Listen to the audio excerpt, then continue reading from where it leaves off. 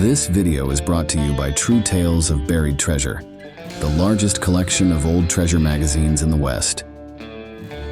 On our website, you can search for individual treasure stories by region, or buy our original magazines themselves. To pay us a visit, please click on the link in the description. Enjoy. About 2 miles north of Seneca, in northeast Kansas, along the eastern bank of the old Nemaha River Channel, there might lie a hidden fortune. Over a century ago, 2 young men returning to their home in Massachusetts are said to have buried a powder can full of gold for safekeeping. Their plan was to retrieve it after stopping in Richmond, Kansas territory to gather supplies. Tragically, before they could reclaim their treasure and continue their journey, one of them was killed in a confrontation with 2 dangerous men. The other fled for his life and never returned. Over the years, countless attempts have been made to locate the buried gold, but no one seems to have succeeded. J. Adriance, a longtime editor of the Seneca Courier-Tribune, shared that numerous treasure hunters have come to Seneca, many armed with detection equipment, yet none, to his knowledge, have found anything. Time has drastically altered the landscape. Richmond, the small town where the story began, vanished even before Kansas achieved statehood. The Nemaha River has also changed course over the years. A new, straighter channel was created north of Seneca, replacing the wide bends of the original river. While traces of the old riverbed remain, it is gradually filling in, and the distinctive landmarks, like the massive trees that once lined the banks, have long since disappeared. The land where the treasure is thought to be buried was once owned by a farmer who passed away around 1941. Today, it remains part of his estate. A relative, 85-year-old A.J. Tony Wempe, has lived in Seneca since 1892. He admits he's skeptical of the tale, calling it somebody's wild-haired idea. About 6 years ago, a few treasure hunters came to search, but they left empty-handed. Most locals share Tony's disbelief, with many assuming that if the treasure ever existed, it has long been found. Adriance, who edited the Seneca Courier-Tribune from 1930 to 1970, recalled that many treasure hunters visited his office over the years. They were often curious about an article published on December 12, 1938, in the paper's 75th anniversary edition. Written by W.F. Thompson, a respected Seneca businessman who later moved to Topeka, the article recounted the origins of the Nehama River Treasure legend. The story begins in 1849, during the California Gold Rush. Among the throngs heading west to seek fortune were 2 22-year-old men from Boston, Massachusetts. Their names have been lost to history, but for nearly 5 years they toiled in the goldfields of California. In the spring of 1855, homesick and yearning for family, they decided to return home. Packing up their hard-earned gold, they joined a caravan of freighters for safety on the 2,000-mile journey east. Their trip was largely uneventful until they reached Julesburg, in what is now western Nebraska. There, the 2 young men grew restless, eager to complete their journey, and uncomfortable with the gambling and drinking that surrounded them. Their unease grew further when they noticed 2 shady characters in the group, gamblers and skilled gunmen, who seemed to suspect the young Argonauts were carrying gold. What followed was a series of events that sealed their fate, leaving the treasure's true location shrouded in mystery to this day. The 2 young Argonauts, eager to hasten their journey home, decided to split from the wagon train and travel the remaining 500 miles to the Missouri River on their own. Their wagon, lightly loaded with provisions and gold, slipped away quietly from Julesburg without anyone noticing.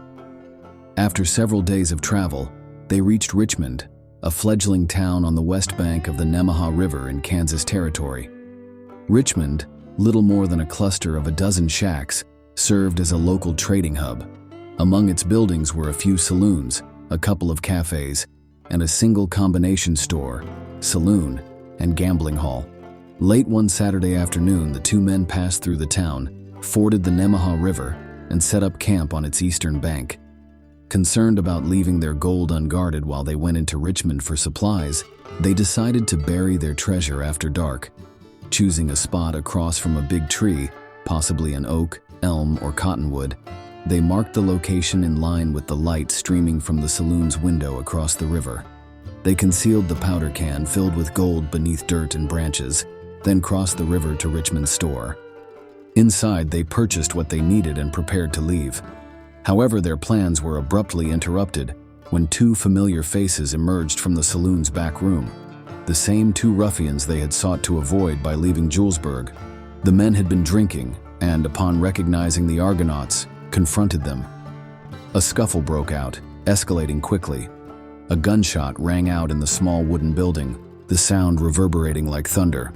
One of the young men from Boston fell, mortally wounded. The details of what happened next are unclear, but the lights in the store went out, and the surviving Argonaut managed to escape.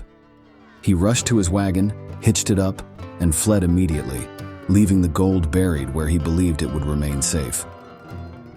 2 days later, he arrived in St. Joseph, Missouri, but fear of the ruffians and the trauma of his friend's death kept him from returning to Richmond. The survivor made his way back to Massachusetts, where he eventually married his late partner's sister.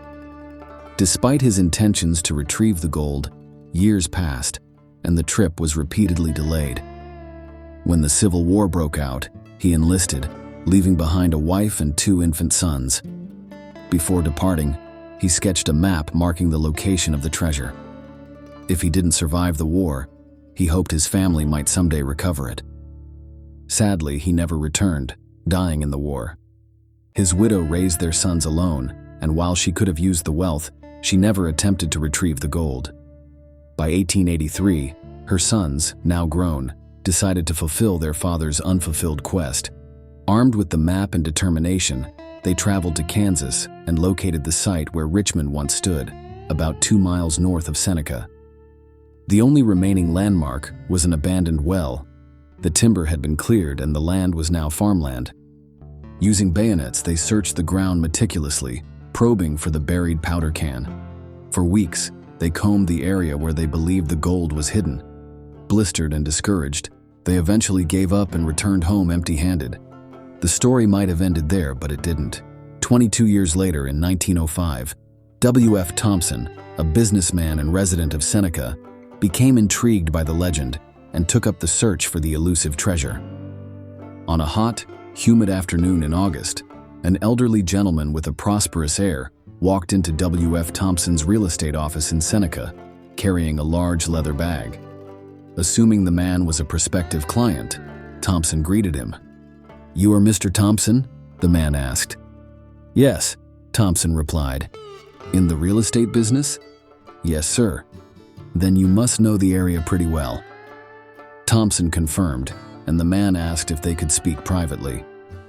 Once the door was closed, the visitor introduced himself as William Ripy, a man who had made a fortune in the overland freight business between Missouri and Salt Lake City. That afternoon, Ripy shared stories of his experiences on the plains. Among them was a tale of his honeymoon trip with his wife, traveling with a freight wagon train. They had camped near a ford on the Nemaha River, close to a small settlement called Richmond. It was the same night one of the young Argonauts was killed in a store brawl. Earlier that day, Ripy had met the 2 young men when they were setting up camp.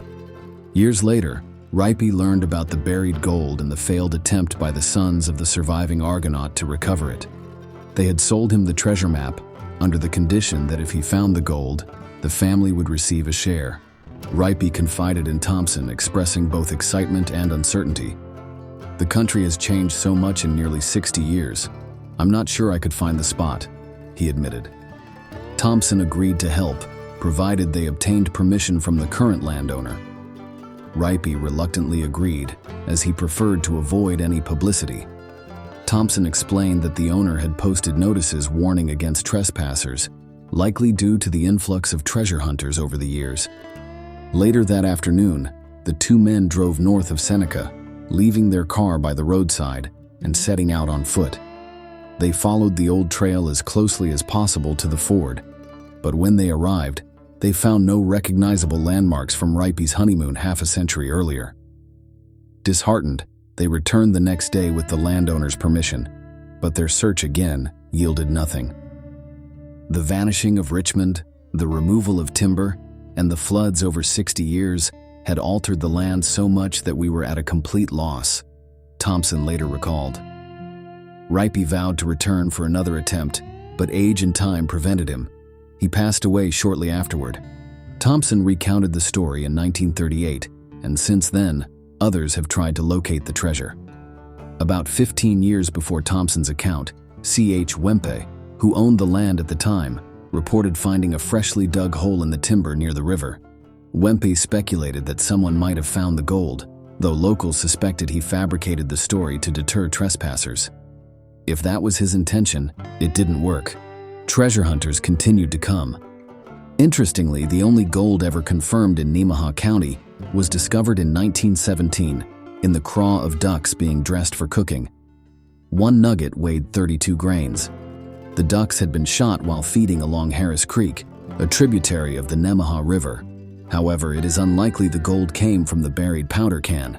If the can had broken open and spilled its contents into the river, it would have been nearly impossible for the gold to travel to Harris Creek. To this day, the mystery of the buried treasure remains unsolved. The changing landscape and the passage of time have erased the clues, leaving the story of the Nemaha River gold as an enduring legend. The creek, which flows north and joins the Nemaha River about 5 miles above Seneca, provides an intriguing yet improbable clue. Since both the creek and the river run north, it would have been impossible for the gold to wash upstream to the junction and then several miles further up the creek to the Potts farm. Local lore around Oneida suggests a different explanation for the gold nuggets found in the craw of ducks in 1917. Some old-timers believe the nuggets came from a prospector who drowned in the creek during the 1860s while returning east from the gold camps near Black, Colorado. As for the legendary cache of the 2 Argonauts, there are few clues beyond those recorded in W.F. Thompson's account. If the powder can filled with gold still exists, it may remain buried along the east bank of the old Nemaha River channel. Alternatively, one of the many floods over the past century might have displaced the can from its original hiding place, leaving it buried somewhere under the dry riverbed or carried miles away by the shifting river currents. Another possibility is that someone has already found the gold and chosen to keep their discovery a secret. Whatever the truth, the legend of the Nemaha River treasure endures, drawing treasure hunters to Nemaha County even today. Perhaps someday the gold will be uncovered, but until then, only time and the river hold the secrets of the lost treasure, and neither is willing to reveal them. Thanks for watching. If you'd like to read the original article or purchase the magazine from which it was taken, please check out our website, truetalesofburiedtreasure.com.